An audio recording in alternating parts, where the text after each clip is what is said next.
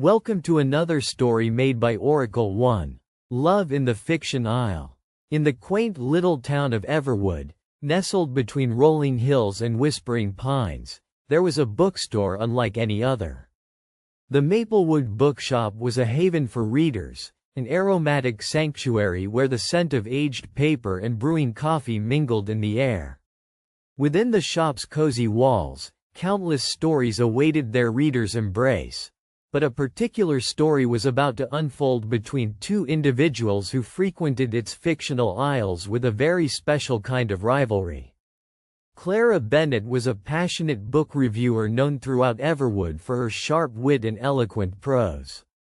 Her column in the weekly newspaper, The Literary Leaf, was eagerly anticipated by locals who adored her thoughtful critiques on the latest fiction releases. Clara had an enviable reputation for her integrity in reviewing. She believed in reading each book with honesty and bristled at sensationalism or favoritism. Every weekend, she could be found in the fiction section of the Maplewood Bookshop, curled up in the corner nook, jotting down notes in her leather-bound journal. Lex Foster was her polar opposite in temperament but her professional equal in prowess. A renowned blogger whose online review platform boasted thousands of followers, Lex's style was bold, unapologetically colorful, and often provocatively humorous. His readership adored his engaging storytelling as much as the books he critiqued. Lex took the Maplewood Bookshop's fiction aisle as his unofficial command post, where he browsed for gems and jotted down witty anecdotes for his next post on Fiction Frenzy, his popular blog. What neither realized was how often fate conspired to make their paths cross, at the same shelves, and often at the same moment. What started as brief nods out of tacit recognition had blossomed into furtive glances laced with competitive tension. Their rivalry was legendary among the bookstore staff and loyal patrons who knew all about it. Each argued that their way of reviewing books was superior: Clara's thoughtful and analytical style or Lex's punchy and entertaining reviews. Every weekend they, accidentally, bumped into each other at the fiction section, sparking early morning debates that drew appreciative smiles from other book lovers around. On one crisp autumn Saturday, as golden leaves spiraled outside the shop's windows, their contest took an unexpected turn. Clara was examining a newly released historical novel on the shelves. Across the aisle, Lex leaned over a collection of literary fiction, his eyes darting expertly from title to title. Typically, Clara kept her distance, but this time she found herself inching closer. Rounded glasses perched on her nose, Clara called out in a tone neither hostile nor friendly but slightly pointed, "Enjoying the fiction aisle again, Lex?" Lex's face cracked into a mischievous grin. "Ah, if it isn't Clara Bennett, my toughest critic and my fiercest competition. I see you're still clinging to your traditional methods of reviewing." Clara held up a finger, signaling a minor warning. "And I see you're still relying on flashy catchphrases and shtick to capture readers. You skim, you don't analyze." "Maybe," Lex replied with a playful shrug, "but my readers love the fun in books, and they'd trust me to tell them which stories grip their hearts. What's the point if it puts them to sleep?" He gestured toward her leather-bound journal. "Your notes look like you're preparing for a thesis, not a review." The banter continued, punctuated by the soft footsteps and page flips of other readers.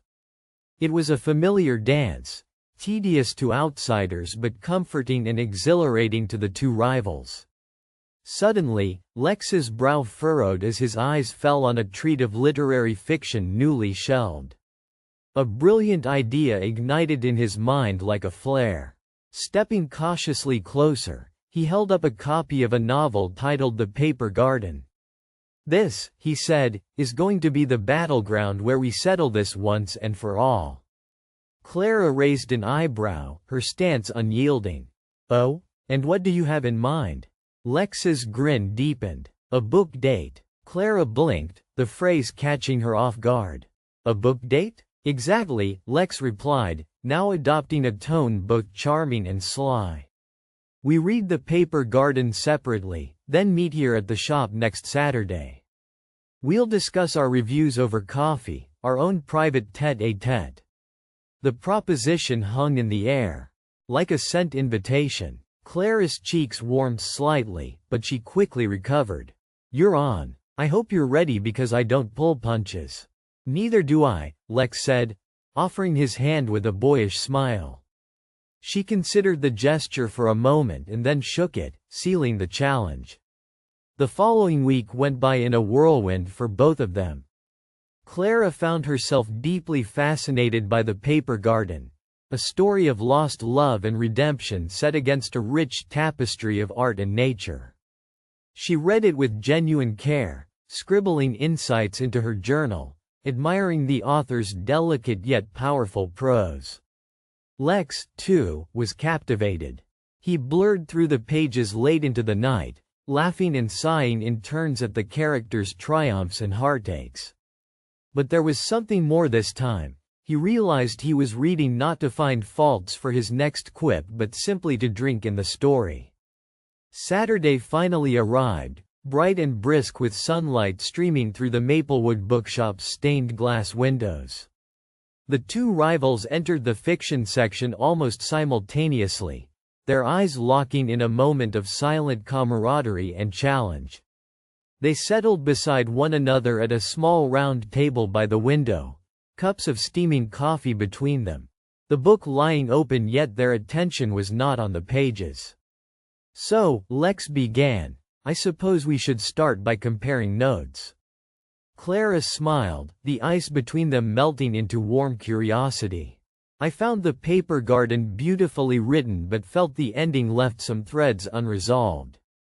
Interesting, Lex nodded. I thought the ambiguity added to the charm, left room for imagination. The corners of his eyes crinkled as he looked at her. And what did you think of the main character's growth? Ah, that was the heart of the book, Clara said softly. A slow bloom from heartbreak to courage. The metaphors were hauntingly vivid.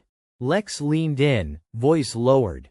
You know, Clara, this is the first time I'm reviewing a book and actually looking forward to hearing someone else's opinion rather than just defending my own.